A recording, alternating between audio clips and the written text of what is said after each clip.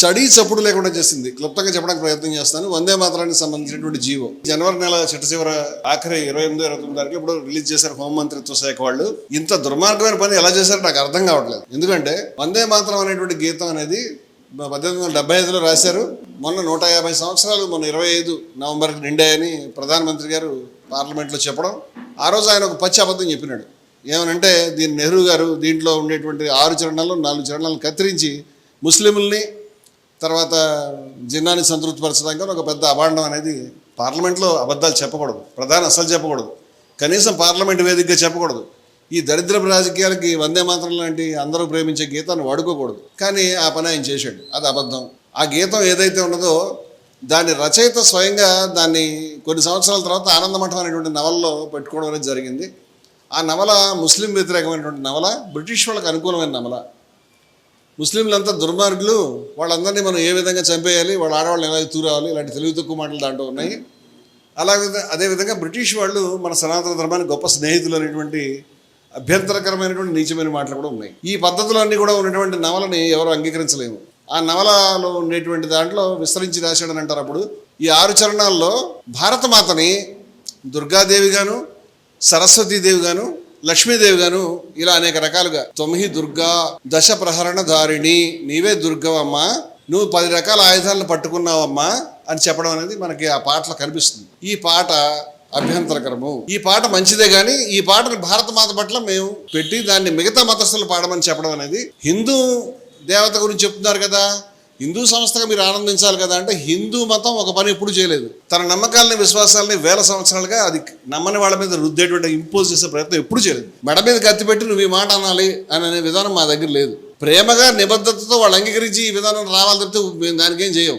అట్లాంటిది ఈ దేశంలో అటు ఇటు 20 కోట్ల మంది మైనారిటీలు ఉన్నప్పుడు, కొంతమంది నాస్తికులు, హేతువాదులు, అజ్ఞేయవాదులు ఉన్నప్పుడు, బౌద్ధులు ఉన్నప్పుడు, జైనులు ఉన్నప్పుడు, పార్సీలు ఉన్నప్పుడు, ఈ ముస్లింలు ఉన్నప్పుడు, క్రైస్తవులు ఉన్నప్పుడు, మేము భారతమాత అంటే దుర్గామాత, ఆవిడ చేతిలో ఆయుధాలు ఉన్నాయి, ఆవిడ సరస్వతి దేవుడు, లక్ష్మీదేవిని అందరూ పాడాలి, పాడకపోతే 3 ఏళ్ళు జైలు శిక్ష అనేటువంటి జీవో జారీ చేయడం అనేది పరమ దుర్మార్గం. 1937లో దేశంలో జాతీయ నాయకులైనటువంటి గాంధీ గారు, నెహ్రూ గారు, సుభాష్ చంద్రబోస్, సర్దార్ వల్లభాయ్ పటేల్, ఆచార్య నరేంద్ర దేవ, మహాకవి రవీంద్రనాథ్ ఠాగూర్, అలాగే జయప్రకాష్ నారాయణ గారు, కృపలాని గారు, ఎందరో మహానుభావులు దీనిపైన 1937లో జరిగినటువంటి కాంగ్రెస్ సభల్లో ఓ నిర్ణయానికి వచ్చారు. దీంట్లో 2 చరణాలు మాత్రమే పాడితే సరిపోతుందని. పటేల్ గారు కూడా, ఠాగూర్ కూడా దానికి మద్దతు ఇచ్చాడు. ఆయన దాన్ని కంపోజ్ చేశాడు, దానికి ట్యూన్ అది కూడా అవసరం లేదు, ఇది మిగతా వాళ్ళు పాడాల్సిన అవసరం లేదు, తప్ప ఇది అవసరం లేదు. మనం ఏదైతే పాడుకుంటున్నామో వందే మాత్రం అంటే శుభ్రజ్యోత్స్న పులకిత యామిని అని మనకు కనిపించే పుల్ల కుసుమిత, అవి కరెక్ట్గా సరిపోతాయి.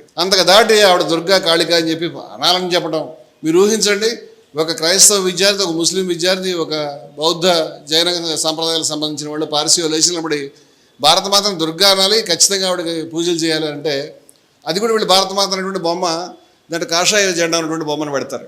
అది ఇంకో దారుణం. ప్రధానమంత్రి స్వయంగా దానికి సంబంధించినటువంటి స్టాంపు కాయిన్ రిలీజ్ చేశాడు, స్టాంప్ కాదు కాయిన్ రిలీజ్ చేశాడు. ఇది రాజ్యాంగ ఉల్లంఘన. రాజ్యాంగ రచనా సభ 1950 జనవరి 24 చేసినటువంటి తీర్మానంలో 2 చరణాలు ఉన్నటువంటి ఈ గీతాన్ని ఏదైతే ఉందో దాన్ని జాతీయ గేయంగా ప్రకటించారు, నేషనల్ సాంగ్ అన్నారు. దీన్ని అంతే మనం తీసుకోవాలి.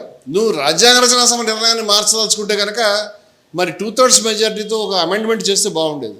అది చేయరు, కనీసం బిల్లు పెట్టి చట్టం కూడా చేయలే.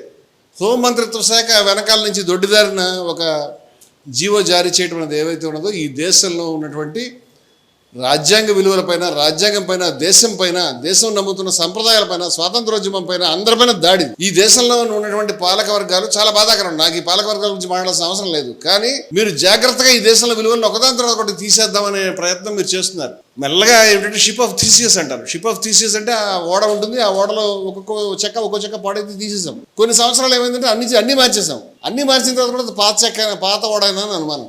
ఎలా అవుతుంది పాత ఓడ? ఇప్పుడు నువ్వు రాజ్యాంగంలో ఒక్కో పేజీ జాగ్రత్తగా చించేసి మళ్ళీ కొత్త రాసి పెట్టేస్తుంటే చివరి అన్ని పేజీలు మారిపోతాయి, ఏమి మిగలదు. ఇది స్లో పాయిజన్ లాగా దీన్ని దేశాన్ని వెనక నుంచి తినే విధానం అనైతికమంది. మీరు ప్రపోజ్ చేసుకుని మేము రాజ్యాంగం మారుస్తాము, మొత్తంగా మార్చేస్తాము అనేటువంటిది మీరు కావాలంటే అబ్కి బార్ 400 పార్ అన్నారు లాస్ట్ టైం. కనుక అలా వచ్చుంటే మిగిలేదు కాదేమో. అయితే ఒక హిందూ సంస్థగా ఈ విషయం మీద మేము చెప్పదలుచుకున్న విషయం ఏంటంటే, హిందూ మతంలో లేనిది పక్క వాళ్ళ నెత్తి మీద ఏదైనా తొక్కడం, రుద్దడం, విధించడం, బాధ పెట్టడం అవి లేవు మాకు. మేము ముస్లిమ్స్ వాళ్ళ విధానాన్ని సంప్రదాయాన్ని మానేసి వాళ్ళందరూ కూడా దండాలు పెట్టాలి, గుళ్ళకి రావాలి, వాళ్ళంతా భారతమాతని హిందూ దేవతగా పూజించాలి అని అనుకోవట్లేదు.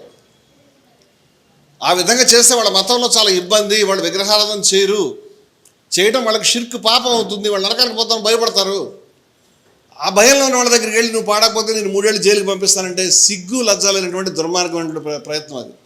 హిందువుని నోట్లో గోమాంసం తినకపోతే కుదరదు, నువ్వు దేశభక్తుడు అయితే గోమాంసం చెప్తే ఎంత తప్పు అవుతుందో ముస్లింలు విగ్రహారాధన చేయమంటే అంతే తప్పు అవుతుంది. ఎందుకు చేయమనాలి? ఏం అవసరం వచ్చింది?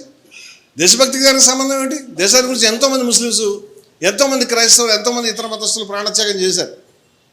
అంచేత దేశభక్తిని దీంతో ముడిపెట్టే ప్రయత్నం తప్పిది. అంచేత సనాతన కాహళి వేదికపై నుంచి Hindus for plurality and equality సంస్థ యొక్క వైఖరిని నేను చెప్తా ఉన్నాను. మనందరి వైఖరి దానికి మనం తీసుకోవాలి, దీన్ని ఖచ్చితంగా విత్డ్రా చేసుకోవాలి. ఈ రకమైనటువంటి రూల్స్ అండ్ రెగ్యులేషన్స్ అనేది మేము చెప్తున్నాం.